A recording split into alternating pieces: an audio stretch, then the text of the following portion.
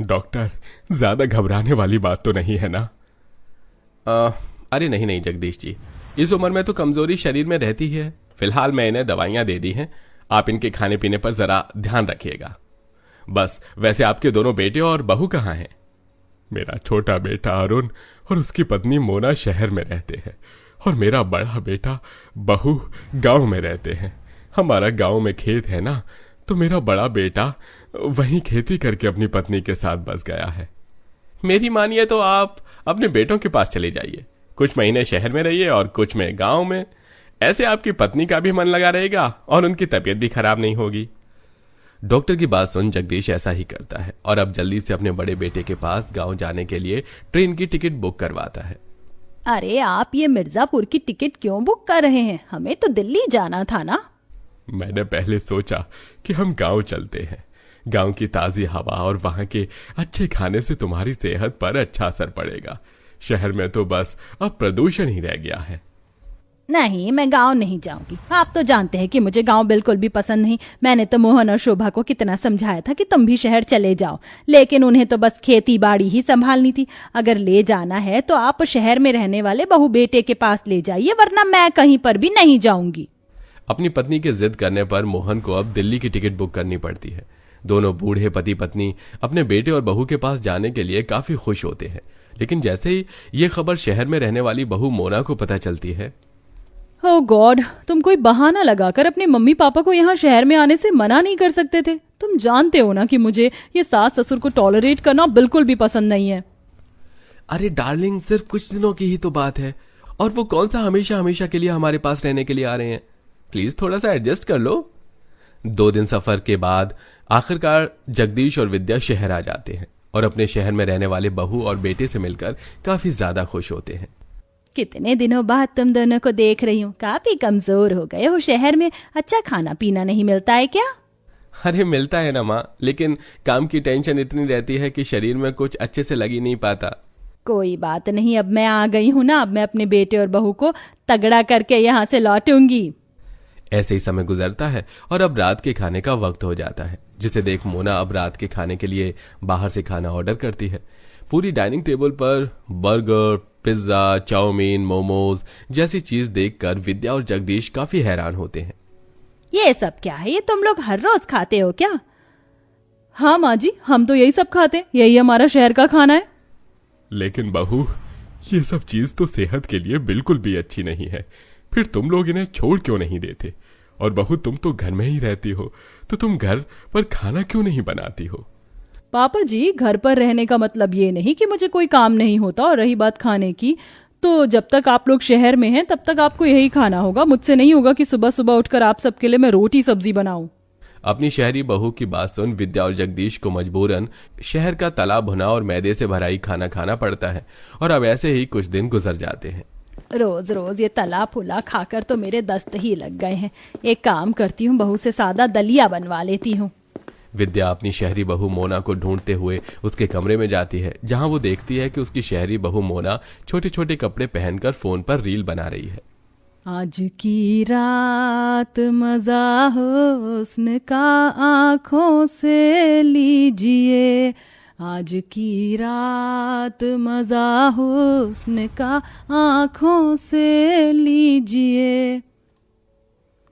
मोना बहू, ये तू क्या कर रही है? और ये तूने कैसे कपड़े पहने हैं? छी छी छी। अरे माँ जी, आजकल शहर में तो सब ऐसे ही कपड़े पहनते।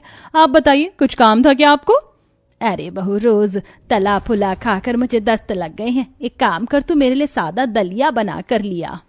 मोना अपनी सास के लिए दलिया बनाने की बजाय ओट्स बनाकर ले आती है, जिसका पहला निवाला खाते ही विद्या उसे थूक देती है। हाय हाय बहू, ये क्या खिला दिया तूने? मुझे इससे अच्छा तो तू मुझे जहर खिला देती। अपनी सास ससुर की उम्र देखते हुए भी मोना उनके लिए घर में एक बार भी खाना नहीं बनाती, जिसके चलते अब दोनों बूढ़े सास ससुर को हर दिन बाहर का ही खाना खाना पड़ता है। हर रोज बाहर का खाना खाकर उन दोनों की हालत खराब होने लगती है। अरे, घर की बहुएं अपने सास ससुर की कितनी सेवा करती हैं, उनके लिए अच्छा अच्छा खाना बनाती हैं, और एक हमारी बहू है जो आए दिन बस हमें बाहर का ही खिलाती रहती है। कोई बात नहीं जी, बहू शहर की रहने वाली है ना, इसलिए उसे ये सब खाना ही पसंद है। आप आराम करिए, मैं बहू के पास से पेट दर्द की दवाई लेकर आती हूँ। विद्या जैसे ही अपने शहरी बहू के कमरे तक जाती है।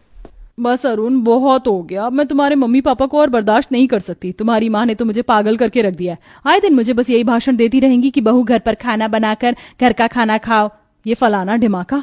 लेकिन अब और नहीं, अगर तुम्हारे मम्मी पापा अब एक और दिन भी यहाँ रहे तो मैं अपने मायके चली जाऊंगी। अपनी शहरी बहू की बातें सुन विद्या को काफी दुख होता है, जिसके बाद अब अगले दिन ही विद्या और जगदीश अपने शहरी बहू बेटे से मिलकर वापस अपने घर लौट रहे होते हैं। देख लिया अपनी शहरी बहू का रहन सहन। अरे मैं तो कह रहा हूँ अभी भी वक्त है, हम अपने गांव वाली बहू के पास चलते हैं। खाना जैसा भी हो, लेकिन हम लोग रहे तो इतने दिन आराम से ही ना। कितना अच्छा बिस्तर था, गुसलखाना भी कितना बड़ा और साफ सुथरा था। क्या ये सब हमें गांव में मिलेगा? ये सब तो गांव में मिलने से रहा, लेकिन वहां तुम्हें वो सुकून मिलेगा जो तुम्हें यहाँ शहर में नहीं मिला।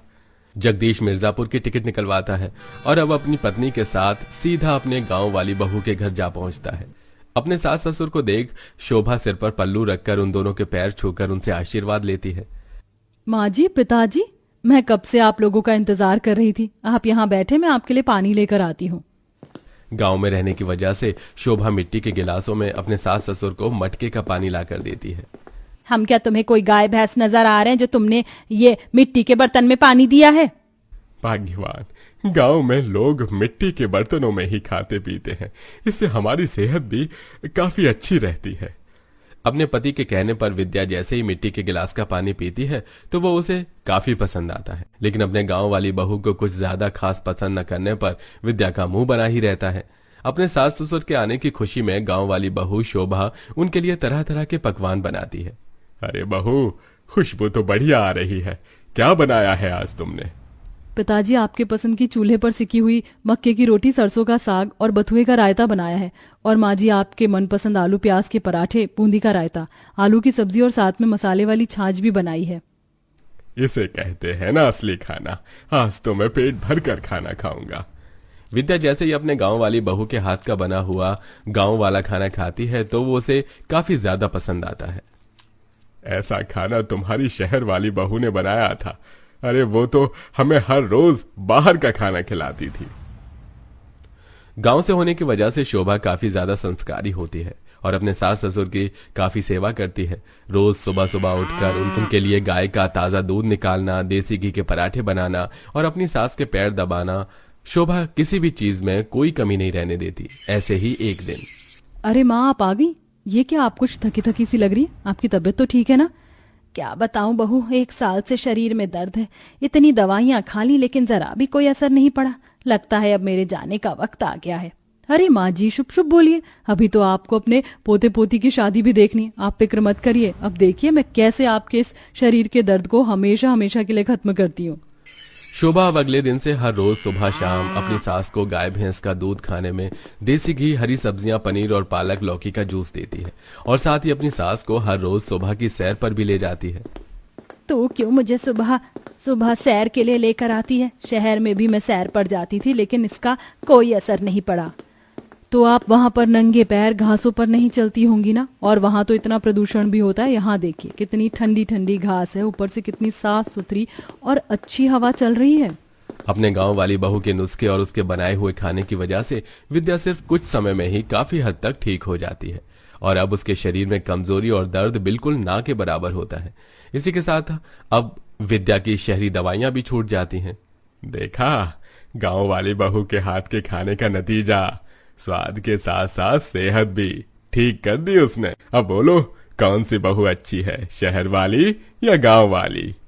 शोभा बहू, तेरे गांव में रहने की वजह से मैं तुझे कुछ ज्यादा खास पसंद नहीं करती थी और हमेशा अपनी शहर वाली बहू के गुणगान करती थी।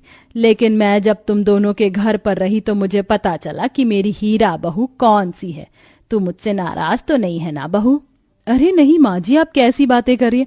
आप तो मेरी माँ हैं और एक बेटी अपनी माँ से कभी नाराज हो सकती है क्या? विद्या और जगदीश अब हमेशा हमेशा के लिए अपनी गांव वाली बहू के साथ ही रहने लगते हैं। वहीं शोभा भी अपने सास ससुर की बिल्कुल अपने माता पिता की तरह सेवा करती है और हंसी खुशी उनके साथ रहती है। आपको शहर और गांव के खाने में से कौन सा खाना पसंद है? कमेंट करके जरूर बताइएगा।